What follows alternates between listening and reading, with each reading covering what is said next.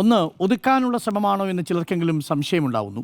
രണ്ടാമത്തത്, ഈ സ്ത്രീ പ്രാതിനിധ്യം എന്നുള്ളത് എത്രമേൽ ബുദ്ധിമുട്ടിയാണ് നേരിടുന്നത് എന്ന ശരിയായൊരു പ്രസ്താവന സ്മൃതിയുടെ ഭാഗത്തു നിന്നുണ്ടായി. അത് ശരിയുമാണ്.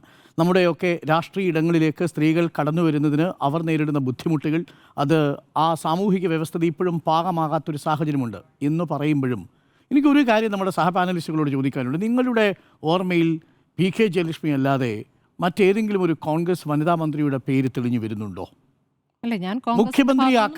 മുഖ്യമന്ത്രിയാവാൻ ഒരു വനിതാ നേതാവിൻ്റെ പേര് എപ്പോഴെങ്കിലും കേരളത്തിൽ കോൺഗ്രസ് നേതൃത്വം ചർച്ച ചെയ്തിട്ടുണ്ടോ? KK ശൈലജയെ പോലെ. ഇനി ഒരു കണക്കൂടി ഞാൻ പറയാം. അത് ആര്? കോൺഗ്രസാ? KR ഗൗരിയമ്മയെ ഏറ്റവും പ്രധാനപ്പെട്ട തസ്തികയിലേക്ക് എത്തിച്ചിരിക്കുന്നത് മന്ത്രിയാക്കിയത് ഇടതുപക്ഷമാണ്. അതേ KR ഗൗരിയമ്മയെ മുഖ്യമന്ത്രി സ്ഥാനത്തേക്ക് കൊണ്ടുവരുന്നതിനെ കുറിച്ചുള്ള ചർച്ചകൾ നടന്നു. പിന്നീട് സുശീല ഗോപാലൻ്റെ പേര് നിർദ്ദേശിക്കുന്ന സാഹചര്യം ഇതൊക്കെ നമ്മൾ കണ്ടതാ.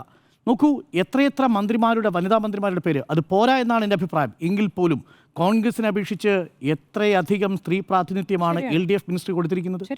ഈ മന്ത്രിസഭയിൽ നോക്കൂ, കേരളത്തിൽ നിങ്ങൾക്ക് കോൺഗ്രസ് വനിതാ മന്ത്രിമാരുടെ പേര് ഓർമ്മയുണ്ടോ എന്ന ചോദ്യത്തിന് മുന്നിൽ പകച്ചു നിൽക്കുമ്പോൾ കേരളത്തിലെ വനിതാ മന്ത്രിമാരുടെ പേര് എണ്ണി പറഞ്ഞാൽ പ്രേക്ഷകർക്ക് ഉത്തരവില്ല. തുടക്കത്തിലേ പറഞ്ഞു കേട്ടോ, കോൺഗ്രസും CPM-ഉം പൊതുവെ രാഷ്ട്രീയ പാർട്ടികളൊക്കെ തന്നെ എടുക്കുന്നത് അതിൽ ഒരു അപവാദം BJP ആണ്. BJP പലപ്പോഴും എന്തൊക്കെ പറഞ്ഞാൽ അവർ വനിതകളെ കൊണ്ടുവരികയും അവരെ പ്രോത്സാഹിപ്പിക്കുകയും കൂടുതൽ സ്ഥാനാർത്ഥികളെ നിർത്തുകയും ചെയ്യുന്നുണ്ട്. ഭരിക്കാത്തല്ല, നല്ല പോരാട്ടം തന്നെ നടക്കുന്നുണ്ട്. നല്ല പോരാട്ടം കാഴ്ചവെക്കുന്ന സംസ്ഥാനങ്ങളിൽ എങ്ങനെയാണ് വെട്ടുന്നതെന്ന് നമുക്ക് കാണാമല്ലോ. ഉത്തരേന്ത്യയിൽ